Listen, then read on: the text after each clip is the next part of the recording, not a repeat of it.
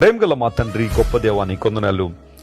నీవు విమోచించిన ఈ ప్రజలు నీ కృపచేత తోడుకుని పోయావు, పరిశుద్ధ స్థలానికి వారు నడిపించావు. నీ వాక్యంలో మేము చదివాం ప్రభువా. నీవు మాకు అనుగ్రహించిన విమోచన బట్టి నీకు స్తోత్రాలు.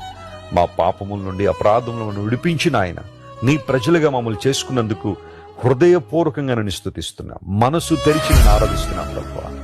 ఈరోజు ఎంతమంది అయితే మా ప్రియుల వాగ్దాన సందేశాన్ని వింటున్నారో వారందరి జీవితాల్లో గొప్ప కార్యాలు మీరు చేయండి. ఎర్ర సముద్రం అంటూ వచ్చినప్పుడు ఇశ్రాయేలు ప్రజలు ఎలాగైతే కృంగిపోయారో, కొన్ని సందర్భాల్లో మా జీవితంలో అలాంటి పరిస్థితులు వస్తున్నప్పుడు మాకు విమోచనిచ్చేవాడు నీవు, విడుదలిచ్చేవాడు నీవు ప్రభువా. మా ప్రియులను బలపరచండి. ఏ బంధకాలు అయితే మా ప్రియులను బాధిస్తున్నాయో వాటి నుండి విడుదల కలుగు చేసి, ఓ దేవా, బలమైన ఆత్మచేత నింపి నీ కృపా కార్యాల కోసం వారిని వాడుకోనండి.